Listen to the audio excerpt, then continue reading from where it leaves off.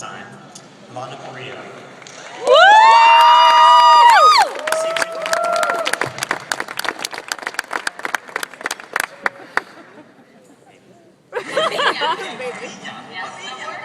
Parrilla, Spanish word of the day. Lana Parrilla.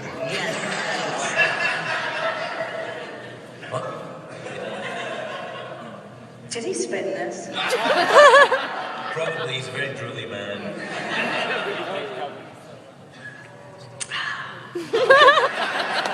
You really did date that door, didn't you? Please. You're kind of like a whole lot of sex sitting right there, and I'm scared. Scared and delighted. There we go. Woo!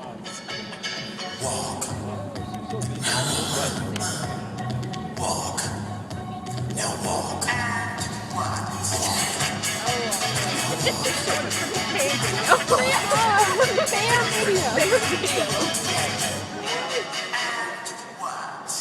So, what's next? I'm ready to work. Want to go for a ride? I think I just had my exercise for the day. Thank you. Come on before it gets too hot. Uh-oh, two of us alone in an elevator? Tongues will wag. Don't go there. Now you're flirting. Hey, you're flirting. I'm riding in an elevator. So we're not mutually exclusive. Okay, so what would it look like if I weren't flirting? But to the untrained eye, pretty much the same. So if I stand here staring blankly into space? Flirting. One of the 7 wars. Sassy. Sassy. Who does your boyfriend think is hotter, the mayor or the queen? Me? Yes. As long as I'm around, there are no happy endings. From the age of 8 to 80, when we love someone, we hold on to them relatedly tight. True love won out. All this has reminded me of something so very important. How grateful It's I Swan Queen. Oh my am to god. have him. To have you. Because not having someone, that's the worst curse imaginable. Oh my god. Oh my god. Lost. Miami. Lost.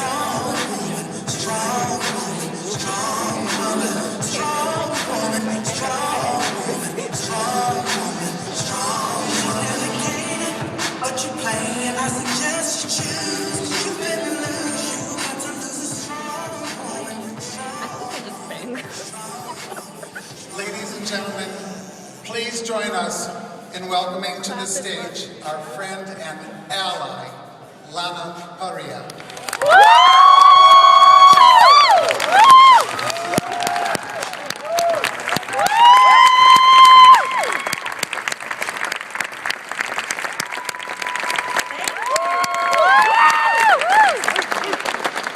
Feel compelled to strut down the aisle.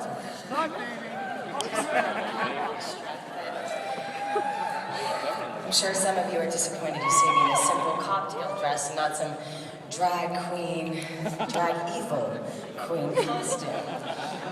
I promise next dinner I won't disappoint. I am sincerely honored to be here with all of you tonight at this Human Rights Campaign dinner. I am here to initiate my active involvement in the LGBT community in order to advocate on behalf of the HRC's mandate.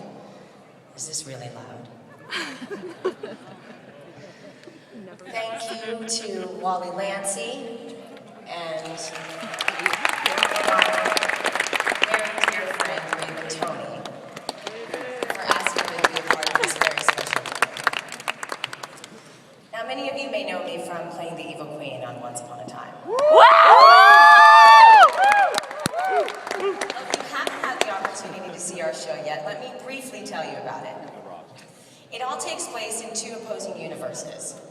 One is set in a small fictional town called Storybrooke, and the other is in a fantastical land full of the iconic fairy tale characters that we all grew up with and loved. I play the evil queen. He casts a spell on everyone in the Enchanted Forest and sends all the fairy tale characters to Storybrooke. where time is stopped and all knowledge of their previous identity has been erased.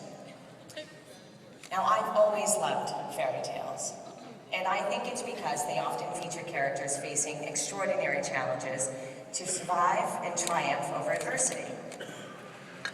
We have evidence of such courage in this room here tonight.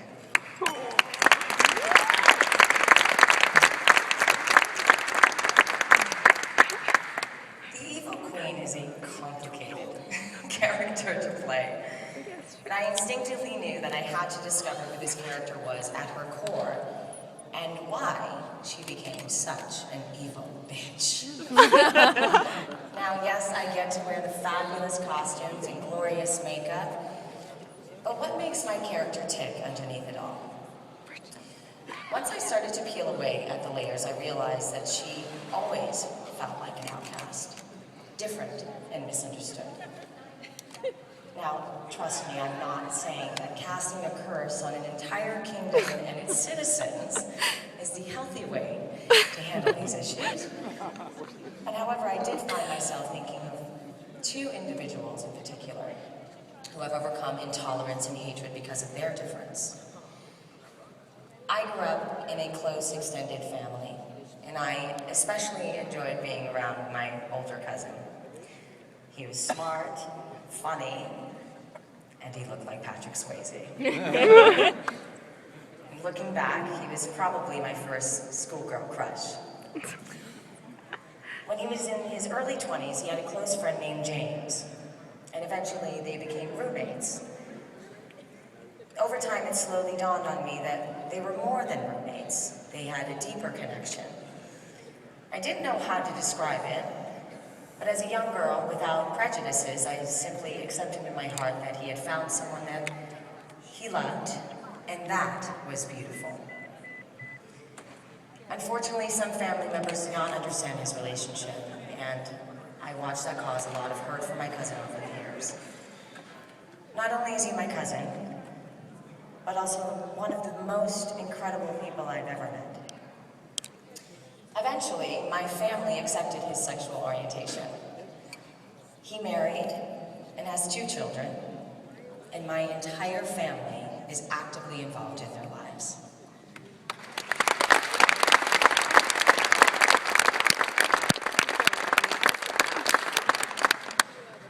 As children, when we witness a glimpse of love and affection, we usually don't question it or judge it, we accept it.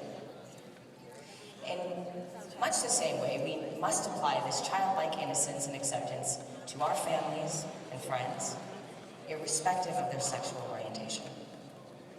Unfortunately, this concept is seemingly difficult for some people to understand, much less accept. An example of that is my dear friend Joshua, who always knew he was different from a young age. He often told his friends and family that God had made a mistake, and he was born in the wrong body. He came out as a gay man at 14 years old in a small town of 4,000 people and had to change high schools because of life-threatening bullying. One night in his early 20s, while he was driving home from a gay bar, he was followed by 3 homophobic people and was driven into a ditch. Joshua found himself trapped inside the car, was pulled out, and then beaten. Luckily, Joshua managed to escape to safety. Today, Joshua has harnessed these challenges and experiences by being actively involved in raising awareness about gay youth suicide, bullying, and transphobia.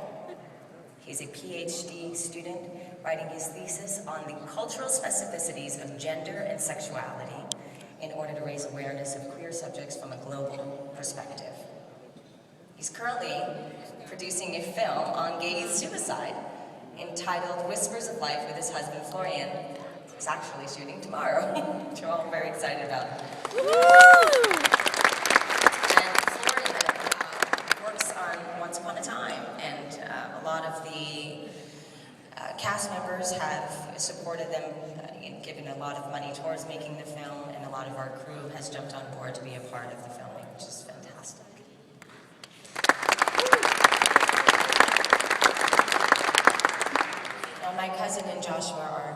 examples of the many wonderful people that I am blessed to have in my life. They have faced extraordinary circumstances and overcome them. Growing up around family members and later friends who are lesbian, gay, bisexual, and transgender sensitized me to these issues. And I want to continue to make a difference.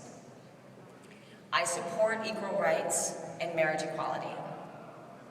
I'd like to thank the HRC for promoting the message that love is genderless. The Human Rights Campaign works year-round and coast to coast to open minds and change hearts to accept equality. They see a world where every one of us is welcomed and accepted in our families, in our houses of worship, in our workplaces, and everywhere in the community. A world where, hopefully, in the not-so-distant future, there won't be hate crimes, denial of medical benefits, or teenagers bullied for their sexual orientation. Chad Griffin and his amazing staff, supporters, volunteers, and allies do a tremendous work to build these bridges and to educate others. As a straight ally, I want to do the same. I feel so honored to be a part of the Human Rights Campaign, to be here tonight, and to show my support. And I want to thank you all for a fantastic evening. You've all been so receptive, and so loving, and so kind, and I love taking pictures with all of you.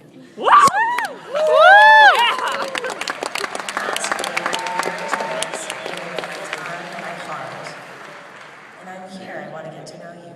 So please, I'm sitting at table 42.